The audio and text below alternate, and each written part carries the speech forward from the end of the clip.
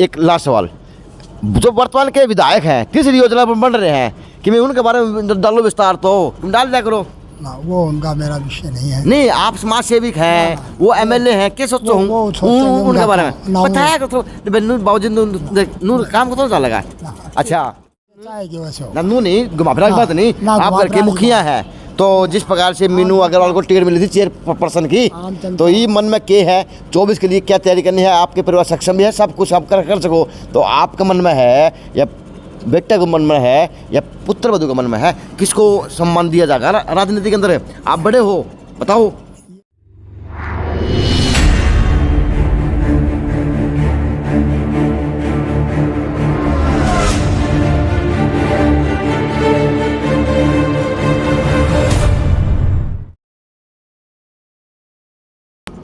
नमस्कार, मैं अजय।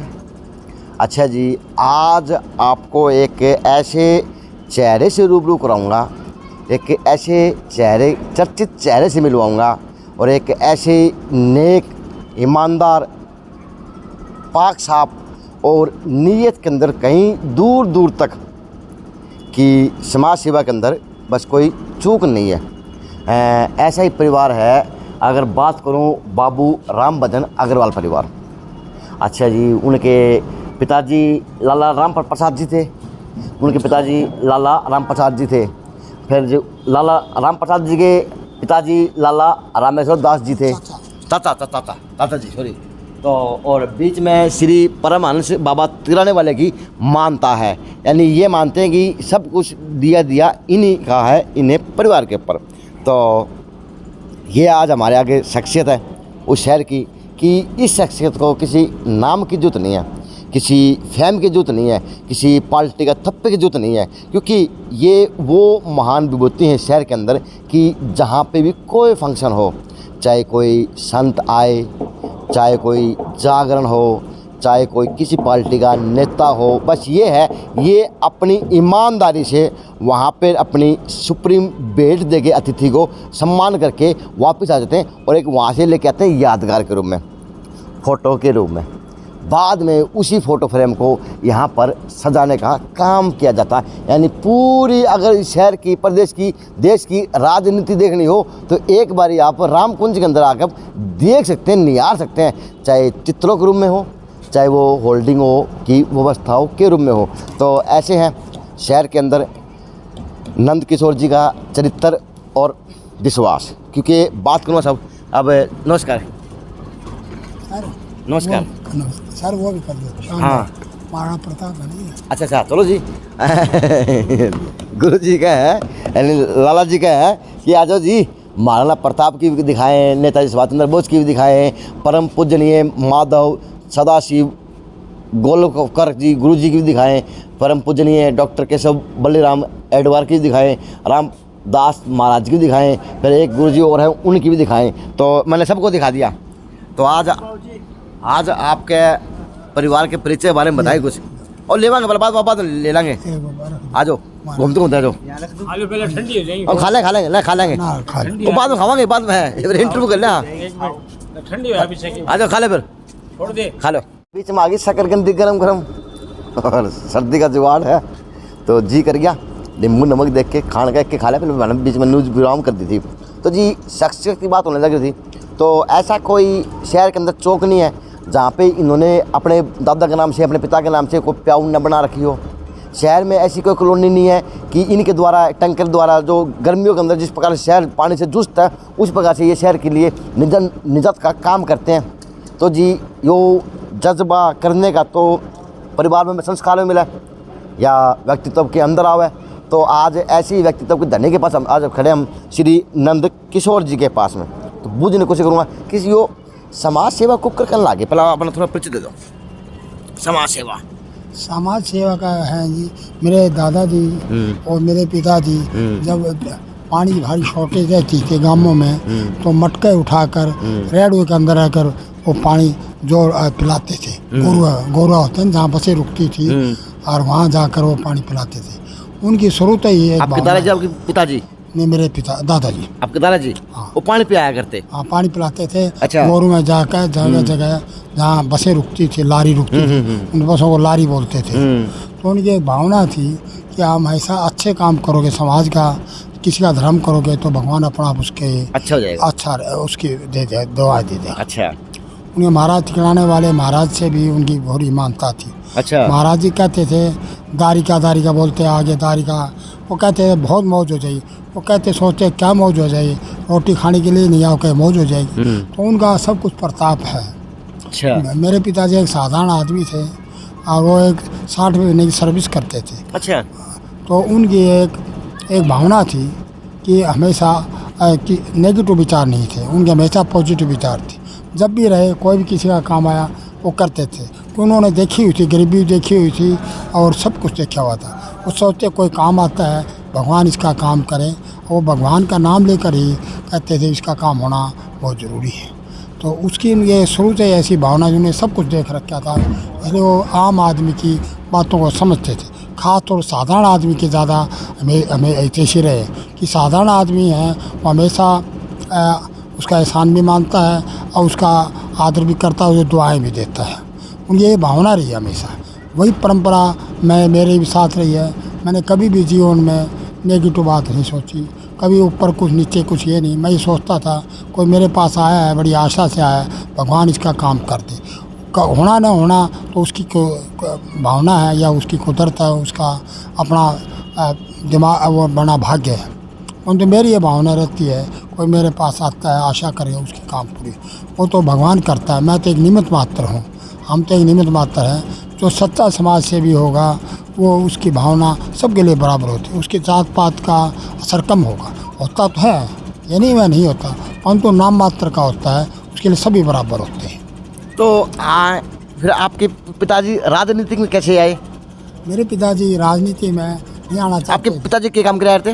मेरे पिताजी डीसीएम की दुकान पर पहले क्लर्क थे। अच्छा। फिर बाद स्टॉकिस्ट हो गए, फिर डीसीएम का पूरा हरियाणा का पंजाब का एजेंट बन गए। अच्छा। उसके बाद हमने डीसीएम बंद होगी तो डीएस अग्रवाल ने हमारे को सलाह दी कि आप मिल लगा लो। उनका बहुत बड़ा योगदान है। उसके बाद उन्होंने चिनाब मिल के नाम से मिल स्थापना की। अच्छा। तो फिर राजनीति में कैसे आए? चिनाब शुरू की तो पहले व्यापार कराया या राजनीति भी साथ साथ शुरू कर दी थी? वो व्यापार के साथ सामाजिक जीवन था। अच्छा, सामाजिक सामाजिक संस्थाओं से शुरू से जुड़े, गौशाला से 50 साल से जुड़े हुए थे। और जितनी संस्थाएं थी, गौशाला का मार्केट बना, गौशाला के बहुत काम किए उन्होंने। गौओं के प्रति उनकी अति श्रद्धा थी। ब्राह्मण और गौशाला के प्रति, गौओं के प्रति अति श्रद्धा है मेरे पिताजी। वो पहले छोटे छोटे ब्राह्मण भी आ जाते थे, उनको नमस्कार करते थे। वो कहते थे ब्राह्मण का गर्भ खाना मत खाना, और अगर खाना भी पड़ जाए तो उसके बर्तन खुद साफ करना। उनकी एक भावना थी ब्राह्मणों के और गौओं के प्रति थी।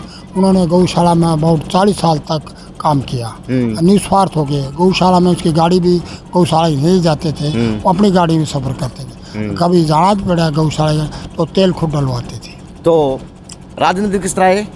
राजनीति में ओपी जिंदल साहब, चौधरी बंसीलाल जी ने कहा कि लाला जी आप आ जाओ। बाबू जी इच्छा नहीं थी तो ओपी जिंदल कहने लाला जी अगर पैसे से डरता हो, पैसे नहीं है तो मेरे पास मैं लगा देता हूँ, परंतु आप राजनीति में आओ। राजनीति में सच्ची समाज की सेवा होती है। आप सामाजिक सेवा तो करते हो, उससे आप अगर ओहदा मिल जाएगा, कोई एमएलए बन जाओगे तो आप अच्छी प्रकार जनता की सेवा करो। आपकी भावना में सेवा है। तो इसमें मेरे फादर को लाने में ओपी जिंदल का और चौधरी बंसीलाल जी का ही हाथ है, दो आदमी। चौधरी बंसीलाल ने कहा लाला जी आना है। लाला जी या बाबू जी मन कम रहा तो उन्होंने जिंदल साहब ने सारा रखा, भाई क्यों डरते हो आप, राजनीति में आना अच्छी बात है। अच्छे आदमियों को राजनीति में आना बहुत जरूरी है। अच्छे आदमी अगर राजनीति में आएंगे तो सब तरह का लाभ होगा, जनता को लाभ होगा, आम आदमी को लाभ होगा, अपने आप का भी लाभ होगा कि आपका नाम भी होगा कि लाला जी ये काम किया। अगर आप किसी का काम करो तो आपका नाम होगा, वरना क्या नाम होगा। और जो सच्चा आदमी करता है, कि कोई पंडित नेकी राम जी थे या जो और बड़े बड़े आदमी हुए, वो सच्चे समाज सेवक थे। उन्होंने अपनी जात पात नहीं देखी। जात पात हम अपने स्वार्थ के लिए उनकी करते हैं। उन्होंने जनता की सेवा की है, अब मन से की है। उन्होंने कभी नहीं देखा पंडित राम कुमार विराट होता तो साइकिल पर चलता था, तायल साहब थे और क्या क्या, चौधरी बंसीलाल जी खुद ही थे। उन्होंने हमेशा जाते थे तो सड़क पर बाथरूम देखते थे, कोई बिल्डिंग जाते देखते थे, उनकी या तो फाइलों में ध्यान होता था या काम में ध्यान होता था। उनका ये ध्यान नहीं था कि कोई किसी को पैसा कमाना या करना, उनके एक ही भावना थी कि हम हरियाणा को कैसे अच्छे। जो सत्य समाज से भी है, चाहे सागराम गुप्ता है, चाहे वी डी गुप्ता है, या जो और भी जितने भी हैं, पंडित राम जी थे और जो भी है आदमी। लेकिन आज की राजनीति दलदल सी होगी। आज की राजनीति में ये कुछ समय का भावना है, हवा बदल गई, किसी के बस की बात नहीं। हवा का चेंज आ गया, अति कलयुग का पूरा प्रकोप आ गया, किसी की बस की बात नहीं। अब राजनीतिक आदमियों को चाहिए कि समाज की सेवा करें, परंतु चाहते हैं, नहीं चाहते भी नहीं हो सकते। क्यों आजकल झूठ बोलना और लोगों को शाबाश देना, झूठे हाँ भरना ही लोगों को पसंद करते हैं। सच्ची आदमी जो कहते हैं काम नहीं होगा तो लोग कहते हैं ये तो कुछ नहीं है। तो आपकी पिता की तरह आप राजनीति को नहीं है, जी में को नहीं भी मेरा पिताजी में एमएलए बना, मंत्री बना, मैंने सारे सौदे देखे हैं, आपने लाल बत्ती देखी है, तो आपके मन में को नहीं है कि मैं भी मंत्री बनूँ, एमएलए बनूँ? मेरा सर आज की राजनीति मेरे बस की बात नहीं है। तो आज की राजनीति में कुछ स्वार्थ ज़्यादा आ गया। स्वार्थ तो हमेशा से रहा है, भगवान ने छोड़ के हम सभी स्वार्थी है, तो जो एक स्वार्थ की लिमिट होती है। अब अति स्वार्थ है, ऊपर कुछ है, नीचे कुछ है। लोग पॉलिटिशियन जब इलेक्शन लड़ना होता है, ये ड्रामे रचते, वो करेंगे वो करेंगे, उसके बाद उनकी अपनी मजबूरी हो सकती है, वो नहीं कर सकते होंगे, हो सकता है कोई मजबूरी हो, या हो सकता है उनका लक्ष्मी का ज़्यादा साथी हो, वो लक्ष्मी बिना भी इलेक्शन नहीं लड़ सकते। लक्ष्मी बहुत जरूरी चीज़ है, परंतु लक्ष्मी का सदुपयोग होना चाहिए। तो नंदू जी, ईब तो आपके घर पे ऊपर लक्ष्मी का वास भी सुथरा है माता रानी की दया से। अच्छा, फिर दादे के लक्ष्य कदम पे चलने वाले की बात करूं तो आपके पुत्र भी हैं, आपकी पुत्र वधू भी है, तो लगता नहीं कि अब खुल के समाज सेवा के साथ साथ आप करे रहे, तो समाज के साथ हल्की की सेवा भी की जाए, कोई पद लेके, कोई एमएलए इस तरह की टिकट आपने लोगों को पिछली बार मिली भी थी नगर परिषद महिला की चेयरपर्सन की, तो लगता नहीं कि अब आपको पोता की बहुना है, पोतन है, आगे आना चाहिए, क्योंकि दादा वो क्या करते जी बड्डी में गुण बदल जाया करें। किस तरह की कहानी है वो बताओ थोड़ा विस्तार से। ऐसा है जी, राजनीति में अच्छे आदमी आना भी जरूरी है। अगर अच्छे आदमी, सच्चे आदमी राजनीति में आएंगे तो खुद का भी नाम है, आम आदमी का लाभ है, सारे देश का नाम है, अपनी जगह का भी नाम है। तो अच्छे आदमी राजनीति में आएंगे तो वो ईमानदारी से आएंगे। पूरा ईमानदार तो नहीं रह सकता, परंतु आटे में की ईमानदारी भी बहुत बड़ी चीज़ है, बड़ी चीज़ है ना। तो वो होती है, वो अगर होएगी, अच्छे आदमी आने से आम आदमी का लाभ होगा। आजकल के ज़माने के हिसाब से हमारा परिवार औरों से फिर भी ठीक है। तो राजनीति में आना चाहिए ना, कि एमएलए की दौड़ में हो कि नहीं हो, क्योंकि दादा एमएलए रहा है, आपके तो पिताजी एमएलए रहे हैं, उनके दादा एमएलए रहे हैं, मंत्री रहे हैं, तो मनमति भी आनी चाहिए ना भाई। हम राजनीति में लक्ष्मी मैया का आशीर्वाद भी है, हमें पूरा जोश भी है, हम काम कर भी सका हैं, और शहर के अंदर एक प्रतिष्ठा भी है। राजनीति में तो ये तो आम जनता का काम है, वो क्या चाहती है। अगर राजनीति में आम जनता की भावना है तो उस भावना में आने में राजनीति में कोई वो बात नहीं है। तो राजनीति में आने से व्यक्तिगत सेवा, समाज की सेवा, आम आदमी की सेवा होती है। पावर तो होती है तो ज़्यादा सेवा होती है, बिना पावर कम काम होती है। तो ये कौन आओगा, ठीक है, चुनाव की दौड़ में आप आओगे, पुत्र वधू आओगे, बेटा तो तारोगे, ये तो चुनाव आऊँ ना करा करो, घर की तो मीटिंग मैंने तो हुए हैं, क्योंकि अब पिछली बार तो चुनाव लड़ाया था, ये तो रोज मीटिंग करा करो, इस तरह की बात है कि तो किसी मन में है, पिताजी का मन में है कि बेटे के मन में है कि पुत्र वधू का मन में है, आप आज परिवार के मुखिया हैं। ये विषय तो आम जनता का है, चाहेगी वैसे हो। नंदू नहीं, घुमाफिरा की बात नहीं, आप घर के मुखिया हैं। तो जिस प्रकार से मीनू अग्रवाल को टिकट मिली थी चेयरपर्सन की, तो ये मन में क्या है, 24 के लिए क्या तैयारी करनी है, आपके परिवार सक्षम भी है, सब कुछ आप कर सको, तो आपका मन में है या बेटे को मन में है या पुत्र वधू का मन में है, किसको सम्मान दिया जाएगा राजनीति के अंदर? आप बड़े हो, बताओ। ये ऐसा नहीं, ये जनता के हथियार है, मेरा बस की बात नहीं है। ये जनता जैसे चाहेगी वैसा हो जाए। जनता जिसने कहेगी वो आगे पाओगा है। 2 मिनट धन्यवाद, एक मिनट 2 मिनट है प्लीज, चलना है तो चलना बाबू चला। हाँ तो जी वास्तुता में देखो, अच्छा रियलिटी बताना, जिस प्रकार से अपने शहर के अंदर प्याऊ हैं, जिस प्रकार से आपके टैंकर हैं, सारे रात कितनी बजे घर तले निकला करो, और क्या बजे हैं घर में बढ़ते बढ़ते सामने? आजकल तो सर्दी है, अबाउट 9 बज जाती है। पहले मैं 10 से 11 बजे तक का नहीं, मेरा एक जीवन रहा है कि किसी के जाना आना शुरू से आज से नहीं 20-25-40 साल से मेरा जीवन रहा है। मैंने कभी भी समाज के कामों को अपने आप से करने की कोशिश की, होना ना होना तो मेरे बस की बात नहीं। वैसे बात हो मैंने ये भी कड़वा सच आपके परिवार के लिए, चाहे पुत्र वधू राजनीति में आए, चाहे बेटे के रूप में राजनीति में या परिवार के सदस्य और के रूप में राजनीति में आए, लेकिन ये है कड़वा सच है कि बाबू राम भजन जी का अग्रवाल का नाम है वो कहीं ना कहीं नंद किशोर जी के कंधों पर बाहर पूरा शहर के अंदर देखा जा सका है। क्योंकि ये रियलिटी मानना, नाम को कभी नहीं मरने देना चाहिए, नाम कभी नहीं मरना चाहिए, इंसान का हो, महापुरुष का हो, भगवान का हो। तो ये वास्तवता है। अगर बेटे के कंधे मजबूत थे तो आज पिता का नाम भी है, दादा का नाम भी है और परदादा का नाम भी है। और आज परिवार को राजनीति के अंदर एक अहम हिस्सेदारी देखी जा सकती है, क्योंकि नाम है, काम है, धरातल पे है, तो राजनीति के अंदर भी एक अहम रोल और एक अहम भूमिका निभा सकते हैं। किन कारणों से पिछली बार बाबूजी थोड़े बताऊँ था, वो पिछली बार हार का कारण क्या मानो हो भाई, किस तरह की कमी रह गया? पिछली बार हार का कारण ये है कि मेरा स्वास्थ्य कमज़ोर हो गया। मैं आम जनता में साधारण आदमी में नहीं जा सका। साधारण आदमी में जाता तो ऐसी बात नहीं होती।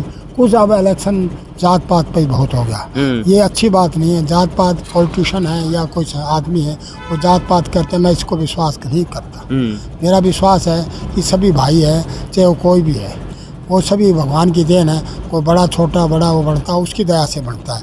ये इलेक्शन भी उसकी मेहरबानी से हुआ है। उसमें हार का भी भगवान चाहते थे कि हार जाए, अच्छा है, ये भी ठीक रहा। अच्छा, तो एक लास्ट सवाल, जो वर्तमान के विधायक हैं किस योजना पर बढ़ रहे हैं कि मैं उनके बारे में डालो विस्तार, तो तुम डाल दिया करो ना, वो उनका मेरा विषय नहीं है। नहीं, आप समाज सेविक हैं, वो एमएलए हैं, क्या सोचो उनके बारे में बताया करो बाबूजी नूर काम को तो लगा। अच्छा, विषय पाया तो लाला जी ने बताया ही कौन है, लेकिन यह है कि अगर व्यक्तित्व का धनी है, व्यक्तित्व के धनी होंगे और जो परिवार को समझो के पिरो के वो भविष्य के लिए बच्चों को देने का काम करे, तो उदाहरण है नंद किशोर जी का भिवानी के अंदर देखा जा सका है। चाहे बीमार हो, चाहे ठीक हो, चाहे किस तरह से व्यवस्था हो, ये है कि इनके पास जो आया है वो खाली हाथ आज तक गया है कौन है। वो कड़वा सच है शहर के लिए, दानियों के लिए, महापुरुषों के लिए, क्योंकि ये छोटी काशी है या धर्म की नगरी है या धर्मात्मा की नगरी कहलाई जा है। यहाँ पे प्रोग्राम करने के लिए द्वार बार के बाट को देखा करें, यहाँ पे रोज़ महापुरुषों के नाम के, संतों के नाम के भंडारे लगाए देखे जा सकें, चाहे व्यापारी गुरु में है, चाहे इन जैसे महापुरुषों गुरु में है। तो ये एक अच्छी शहर के अंदर न्यूज़ थी। किस प्रकार से 2024 की राजनीति में अहम हिस्सेदारी होगी, किस प्रकार से राजनीति की 2000 के चुनाव की माहौल बदला जाएगा, क्योंकि चुनाव की तैयारी तो अब से शुरू करने पड़ेंगी। क्योंकि पिछली बार ये चेयरपर्सन के दावेदार भी थे और चेयरपर्सन की फाइट कहीं ना कहीं शहर के अंदर अपने हल्के के लिए लड़ते हुए देखे जा सकते थे। तो अब देखते हैं, भविष्य की गर्व की बात है, कितना विश्वास कांग्रेस पार्टी इनके कंधों पर जता पाएंगी और किस प्रकार से आज व्यक्तित्व के धनी परिवार को, नंद किशोर जी को, वह उनके पुत्र के रूप में किस प्रकार से खुशियों का माहौल देखा जाएगा या किस प्रकार से टिकट देने का काम किया जाएगा। अब ये भविष्य की गर्व की बात है, लेकिन कांग्रेस के अंदर भी उभर के नेता निकलने लग रहे हैं और अन्य युवाओं के रूप में भी नेता अलग अलग निकल रहे एमएलए की दौड़ के लिए। अब देखते हैं जी कि नंद किशोर जी का वह बाबू राम भजन का कितना वर्चस्व अब की बार 24 चुनाव के अंदर देखा जाएगा। JNC न्यूज़ से अजय नायक, पंकज सोनी की खास रिपोर्ट।